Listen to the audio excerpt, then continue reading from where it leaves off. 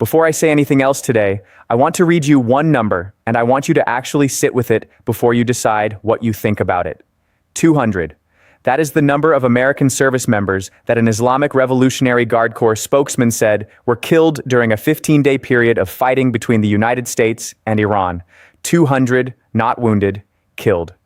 Brigadier General Hussein Moy said this on Iranian state media, and he did not hedge, he did not soften it. He stated it as settled fact. He also said that Iranian forces destroyed 11 American warplanes and helicopters on the ground, including an F-15 sitting inside a hardened shelter, a P-8 maritime patrol aircraft, a C-17 transport plane, and 8 aerial refueling tankers. Okay, let that sit for a second.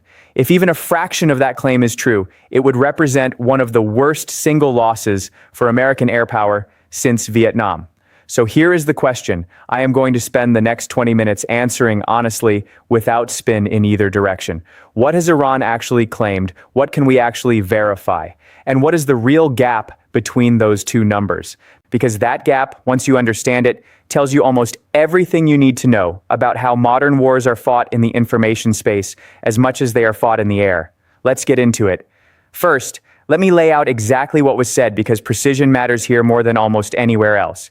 Speaking to the semi-official Tasnim news agency, Moby said the strikes he was describing took place between July 8th and July 22nd during what Iranian officials are now calling the 15-day war.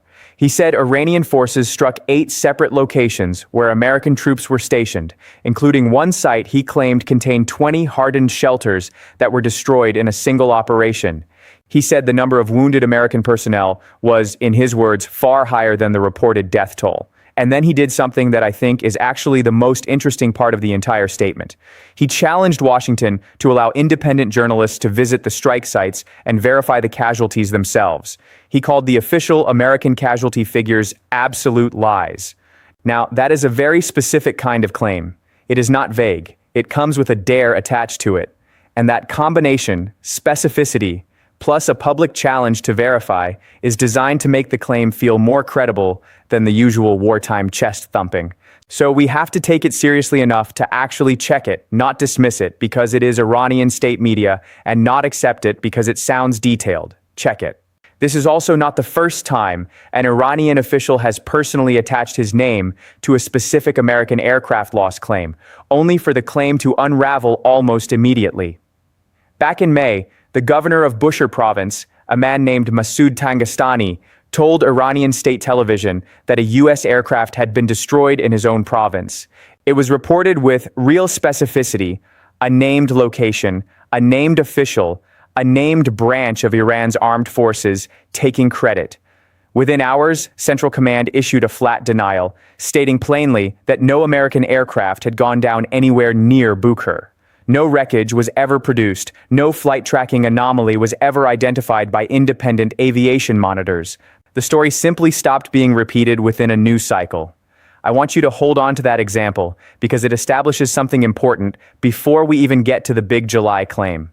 This is not a one-time slip by an overeager spokesperson. It is a recurring communications pattern repeated across different Iranian officials, different provinces, and different months of this war.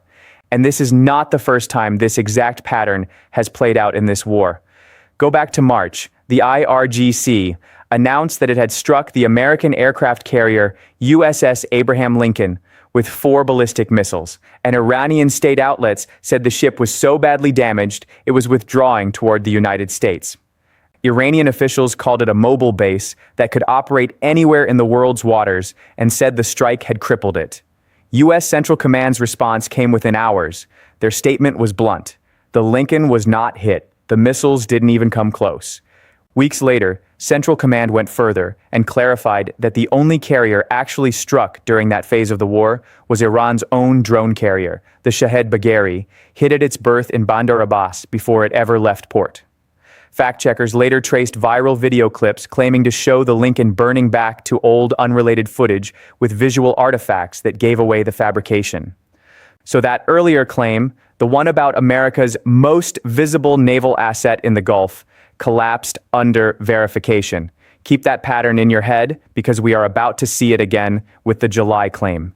There is a third data point worth mentioning here too, because it cuts in a slightly different direction, and I think intellectual honesty requires including it.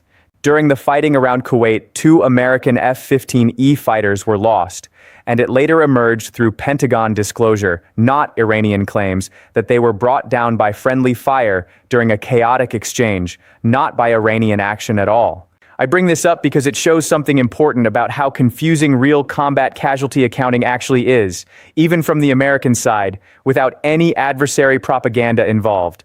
Fog of war is real. Confusion about who did what to whom is real. But notice the direction of that correction. It came from the Pentagon's own after-action reporting, made public, attributable, and eventually folded into the official record. That is a completely different animal from a single unverified spokesperson's number with no supporting mechanism for correction at all. Now, here is where it gets genuinely complicated, and I want to walk you through this carefully, because this is where lazy reporting on both sides completely fails you.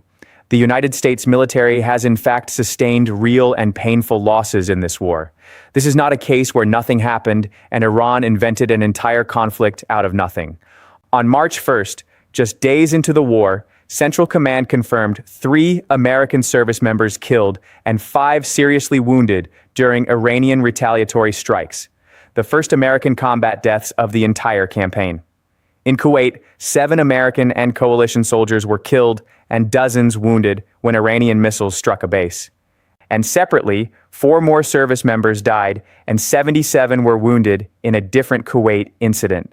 In Saudi Arabia, 2 American soldiers died and 29 were wounded defending against Iranian drone and cruise missile attacks aimed at U.S. positions there. As of the Pentagon's own reconciliation in late July, the official confirmed count stood at 13 American service members killed in action, with roughly 365 or more wounded. Independent tallies, the ones compiled from open-source military reporting rather than official press releases, put the number slightly higher. Around 15 killed and between 520 and 543 wounded since the war began in late February. A congressional research report separately estimated that by mid-May, the United States had lost or had damaged roughly 42 aircraft at a cost of approximately $29 billion. So this is real. People died. Equipment was destroyed. This is not a fictional war being fought only in press releases. But here's the gap. 13 to 15 confirmed dead, according to the Pentagon and independent trackers combined across nearly 5 months of war, versus 200 claimed dead in a single 15-day window, according to one IRGC spokesman. That is not a small discrepancy you can explain away with rounding or classification differences. That is more than 10 times the entire confirmed death toll of the whole war claimed to have happened in less than 3 weeks. Both of those numbers cannot be true at the same time. And when a gap is that large, you don't split the difference and assume the truth is somewhere in the middle. You go look at what each side actually has to gain by the number they are stating. So let's apply the second framework I want to walk you through today, and I'm calling it the incentive test.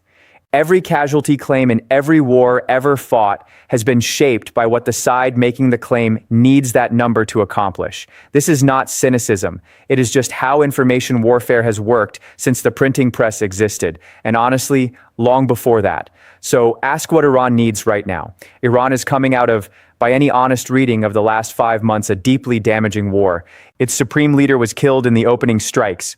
Its naval assets, by the Pentagon's own count, roughly 20 ships damaged or destroyed, took catastrophic losses in the first 72 hours alone, including its own drone carrier sunk at the pier before it could even deploy.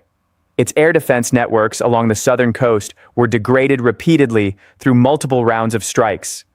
Domestically, Iran is managing a succession crisis after losing its top leadership, an economy strained by renewed sanctions, and a population that has absorbed real civilian casualties. In that environment, a claim like 200 American dead and 11 aircraft destroyed does something very specific for the regime. It converts a war Iran is visibly losing on the ground into a war Iran can present as a shared catastrophe. A war where the enemy is bleeding just as badly, even if privately.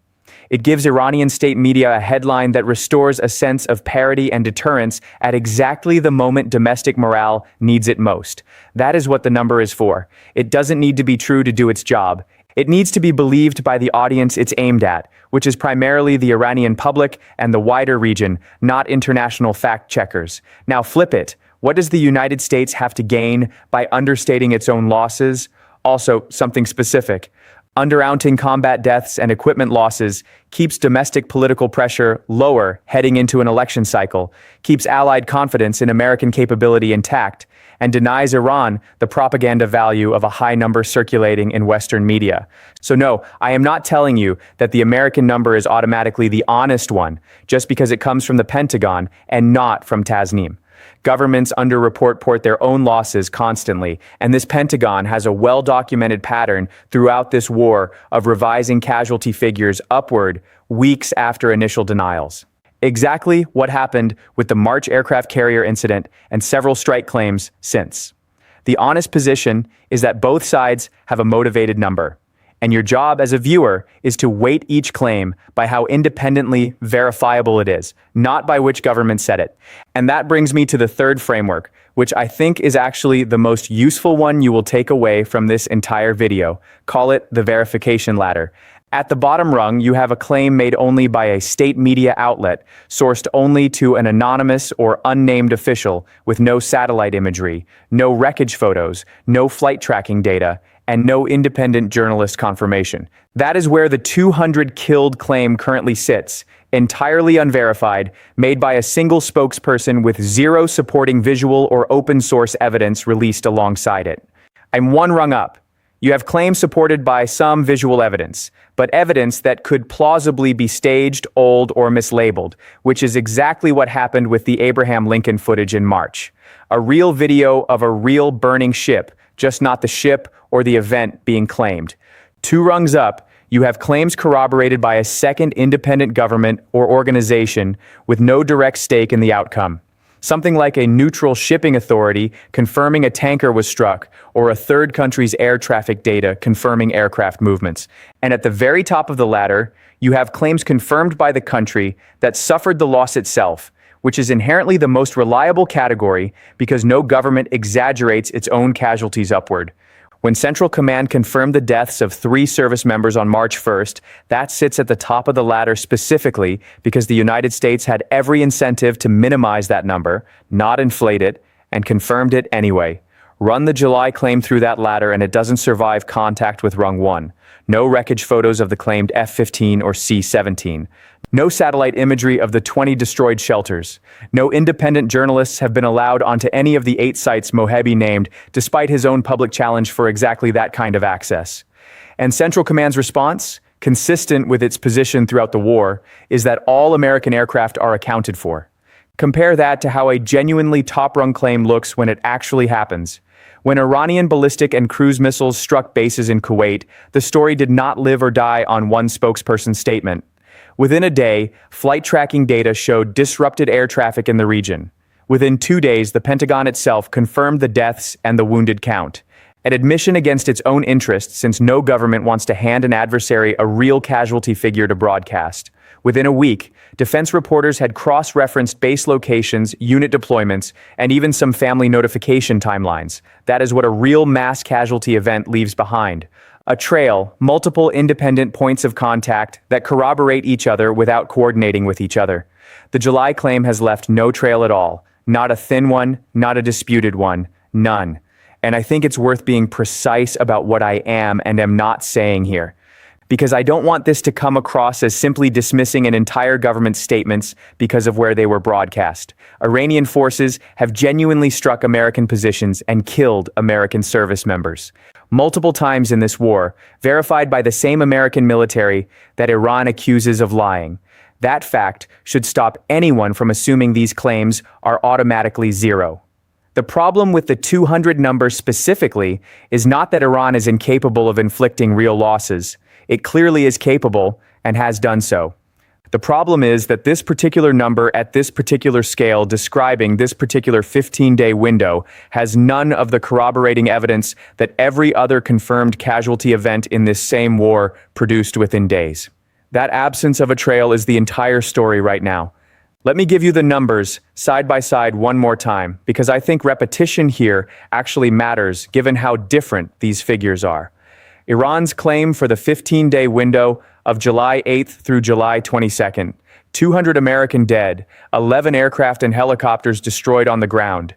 The Pentagon's confirmed total for the entire war since late February, 13 dead, with independent trackers placing it closer to 15.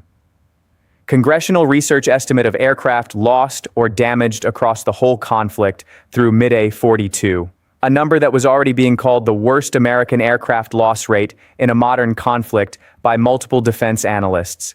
And that number came from official congressional reporting, not from an adversary state broadcaster. So even the honestly damaging verified American number, 42 aircraft, is nearly 4 times smaller than the 11 claimed destroyed in a single 15-day stretch would suggest if you just extrapolated Iran's rate of claims destruction across the full war. Now, let me steal the other side of this because I think you deserve the strongest possible version of the argument that Iran's claim has real substance to it, not a caricature of Iranian propaganda that's easy to wave away. Here's the case for taking the 200 number seriously. Wartime casualty reporting from any government, including the Pentagon, is frequently delayed by weeks or months for operational security reasons, meaning today's confirmed 13 or 15 is very likely not the final number, even by Washington's own eventual accounting. Independent tallies have already crept upward from earlier war phases as more information surfaced, and there is no guarantee that pattern stops here. Iran's own domestic destruction has been documented extensively through satellite imagery and international reporting, which lends some credibility to the idea that Iranian forces retained enough operational capability in July to conduct real strikes on American positions in the region, particularly given documented Iranian missile attacks on bases in Kuwait, Bahrain, and Saudi Arabia earlier in the war that did produce confirmed American casualties. And Moby's public dare inviting journalists to the sites is at minimum a rhetorical tactic that a purely fabricated claim usually avoids because it invites scrutiny rather than deflecting it. That is the Steelman. It is not nothing. But here's why it still fails as a credible number. The scale doesn't match anything else in this war's documented pattern. Every other confirmed American casualty event in this conflict, the Kuwait strikes, the Saudi Arabia strikes, the March 1st attack, produced single-digit to low double-digit casualties per incident, each one independently reported by multiple outlets and eventually corroborated across sources within days. A jump to 200 killed in one continuous claim with no incident-by-incident breakdown, no named base beyond a vague reference to 8 locations, and no matching spike in flight restrictions. Medevac reporting or family notification patterns that typically accompany mass casualty events of that size is a difference in kind, not just degree. Mass casualty events involving American forces do not stay contained to a single foreign spokesperson's statement for more than a few days. In the modern reporting environment, journalists, satellite companies, and open-source intelligence analysts move within hours on stories like a downed C-17 or a destroyed, hardened shelter complex because those are physically enormous, visually unmistakable events. Weeks have now passed with zero corroborating imagery from any of those categories. That silence is itself data, and it points away from the claim, not toward it. So, here are the 3 things I want you to actually watch over the next several days because this story is not finished, and I would rather tell you what to look for than pretend I have the final answer today. First, watch for any satellite imagery release from commercial providers or open source analysts of the 8 sites Mohebi named. If even one hardened shelter complex shows visible battle damage consistent with the claim, that changes the entire credibility calculation overnight. Second, watch whether any journalist from any outlet of any nationality actually gets access to those sites. Moby issued the challenge publicly, which means Iran has now put itself in a position where refusing that access becomes its own kind of evidence. Third, watch the Pentagon's next casualty reconciliation. This war has already shown a pattern of upward revisions weeks after initial reporting. If the confirmed number moves meaningfully closer to Iran's claim in the next update, that matters. If it stays essentially flat, that also matters. Your homework this week, if you want to actually build the habit of evaluating claims like this yourself, rather than just absorbing whichever headline you saw first, is 3 things. First, go find the original CENTCOM statement on the Abraham Lincoln incident from March and read it next to the Iranian state media version from the same week. Notice how confidently both sides stated their version before any independent evidence existed either way. Second, look up the congressional research figure on American aircraft losses through mid-May and compare it not to Iran's claim, but to how that number was reported in Western outlets versus how it was reported in Iranian and regional outlets. You will notice the same underlying fact getting framed as either a manageable cost of war or a catastrophic defeat, depending entirely on who is telling the story. Third, and this is the one I actually think matters most, the next time you see a casualty number in any conflict anywhere in the world, run it through the verification ladder before you decide what you believe. Ask what rung it's actually standing on before you let it change your view of who is winning. There is one more layer to this that I think gets missed entirely when people argue about this online, and it's the civilian side of the ledger, because wars are never only fought between uniformed combatants, and the civilian toll here is not seriously disputed by either side the way the military numbers are. Lebanon's health ministry has reported over 4,000 civilians killed since March, the largest single civilian casualty count tied to this broader conflict. Gulf states have documented smaller but real civilian tolls from Iranian retaliatory strikes, including deaths in the United Arab Emirates and Saudi Arabia from missiles that missed their intended military targets. None of that civilian toll is seriously contested by independent monitors because it doesn't carry the same propaganda incentive that a specific enemy military casualty figure does. Nobody benefits from inflating or deflating a dead Pakistani laborer's name the way a government benefits from inflating or deflating 200 enemy soldiers. That is actually a useful diagnostic on its own. The most disputed numbers in any war are almost always the ones that carry the clearest strategic payoff for whoever is stating them. And the least disputed numbers are the ones nobody has an incentive to shape. Keep that in mind the next time you're trying to figure out which casualty figure in any conflict deserves your trust by default. One final thought before I let you go.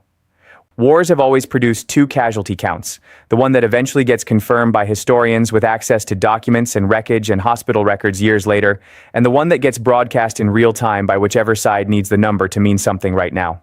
The gap between those two counts is not a new phenomenon created by social media or state television. It is as old as warfare itself. What has changed is how fast a claim like Mohebi's 200 can travel, and how little time most viewers give themselves before deciding it's true or false. So here's the question I want to leave you with. If 200 American service members really had been killed in 15 days, would this story still be sitting on one spokesperson's statement to one news agency 3 weeks later with no wreckage, no imagery, and no independent access? Or would it already be the only story anyone in the world was talking about? Sit with that question. I think the silence around this claim is telling you the answer already. I'll see you next time.